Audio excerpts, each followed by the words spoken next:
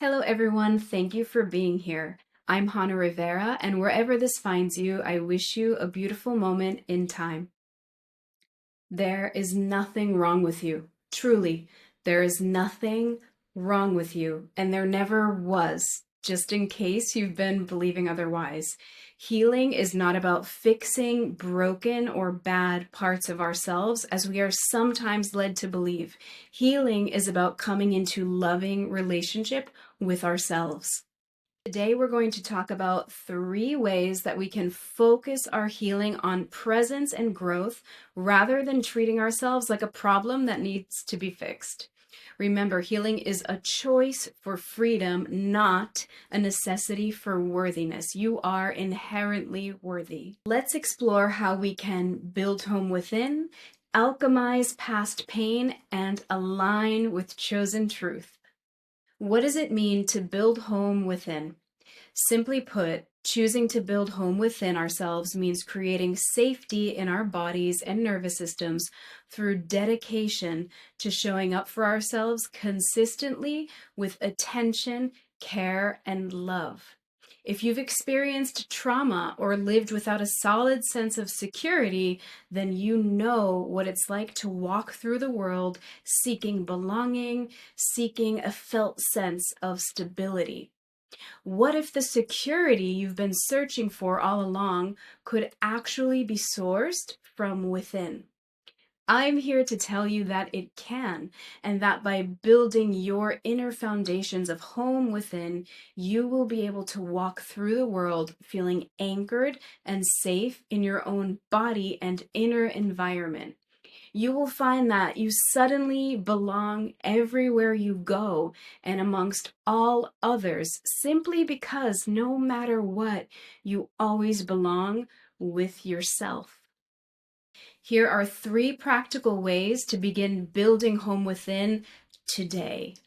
Number 1, feel your feet connecting to the earth beneath you while you walk, and pay attention to how the lower half of your body feels. Let gravity support you in feeling anchored and steady in your own body as you move through the world. You can also experiment with moving and walking at a slower, more deliberate pace. The idea with feeling your connectedness to your feet and lower half of your body is to help you reclaim your ability to ground. Number 2, breathe deeply into your lower belly. Really observe what it feels like when you allow breath to make its way down, causing your belly to expand like a balloon. You can even imagine a balloon in your favorite color. After you fill your belly with breath, imagine that as you inhale through your nose, breath reaches every corner of your body, like you've opened all the doors and windows to your house to release any stagnant energy. Working with your breath in these ways will support you in feeling more present with your now moment and building capacity to hold all of your emotions. Number 3, let your hands meet your body. Use your hands to massage yourself, give yourself a comforting rub down, or simply explore how different parts of your body are feeling. Life can get super fast paced, and when it does, we can sometimes slip into a disconnected relationship with our own touch. Experiment with what it feels like to use your hands to touch all areas of your body. Try different types of touch, different amounts of pressure, different speeds of touch. There are no limits. If you're not sure where to begin, try paying especially close attention to what it feels like to wash your body in the shower or the bath. By beginning to connect more and more with your body, you build the foundations of your home within from the ground up. What do I do with all that past pain? One of the places we can find ourselves feeling stuck in healing is when we are faced with what can feel like mountains and mountains of past pain. It seems like we spend so much time thinking or talking about the pain we've experienced, reliving memories, or trying to analyze our trauma in a way that provides relief. The real key is allowing ourselves to feel the pain fully, exactly as it is, so that we can get curious about how we can alchemize it into something useful and supportive. Rather than trying to delete the pain from our memory or experience, we want to give it the time and space it needs to feel acknowledged, understood, validated, and accepted. When we allow our pain to speak the truths that it has been holding for us, we give ourselves the opportunity to learn from our experiences and connect with choice for our present and future. To begin alchemizing past pain, focus on actively listening to what your pain is saying. Even the most uncomfortable body sensations and emotional experiences carry important messages. Use your breath to support you in holding space for your pain's communication. You can practice getting into dialogue with your pain as if it's a dear friend or small child. Ask your pain, what would you like to tell me right now? And then really, really listen to hear and understand. As you start listening with a genuine inner ear, your pain will start talking. This is when you want to meet your pain with compassion. Even if, and especially when, truths arise that feel uncomfortable, inconvenient, or even scary, breathe and understand where your pain is coming from. Journaling sometimes helps with this part of the process, as it allows you to move slowly through your experience and create a more concrete feeling of dialogue between your pain and your compassionate present moment self. When meeting your pain with compassion, consider how you would hold space for a 3-year-old child in a moment of need. Offer yourself gentleness, kindness, and acceptance. Ask your pain what it needs. The pains of the past that we carry around and that seem to persistently show up in different areas of our lives are often expressions of younger versions of ourselves that did not have their needs met in a moment of pain. It's as if these versions of ourselves become frozen in time and play on loop whenever we get activated or triggered in a way that feels similar to that specific moment. What we can do for ourselves is create a corrective emotional experience in real time. We can learn what the pained version of ourselves needed, and we can meet those needs in the now.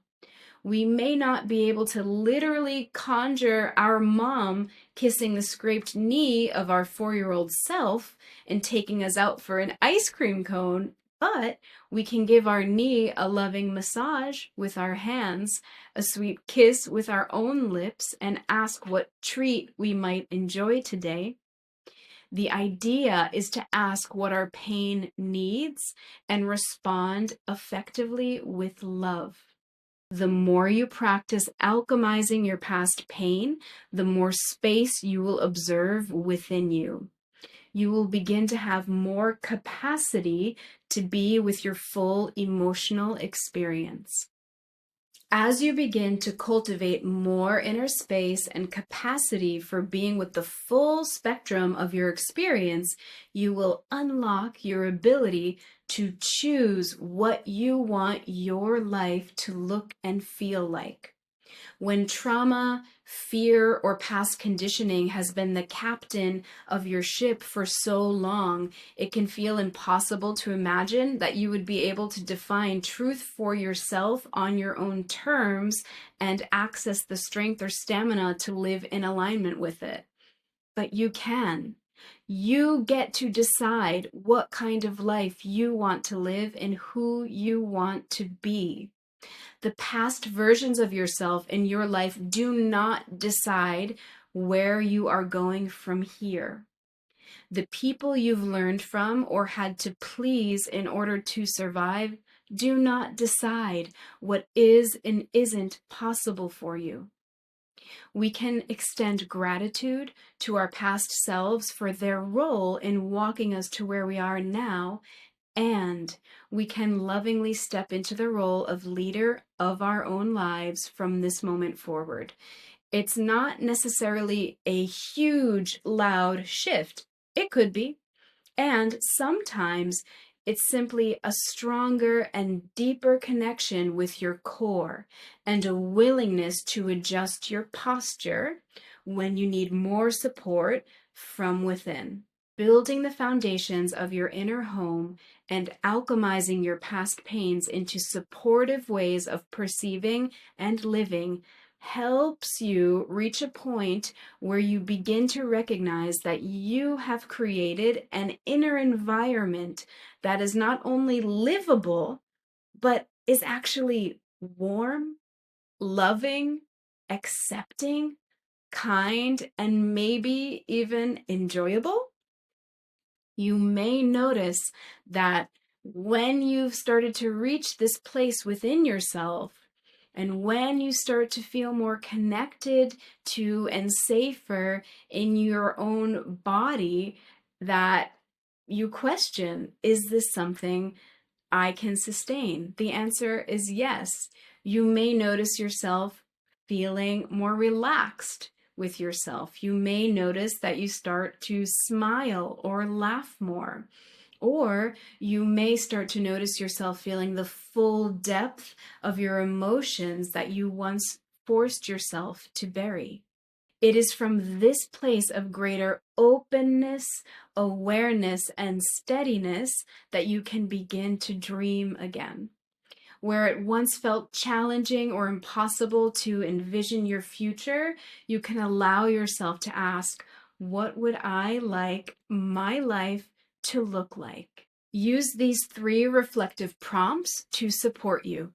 Number 1, what does my higher self have to share with me about my life path and purpose? Number 2, how do I want my life to feel? How do I want my body to feel? What types of thoughts and beliefs do I want to nurture? What role do I want my spirit or higher self to play in my life? And number 3, imagine that you meet an elder version of yourself on a bench in the park.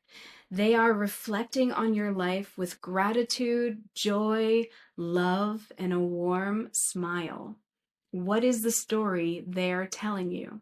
Allowing yourself to dream forward provides you with the information you need to build bridges from your present moment to the life you choose to align with.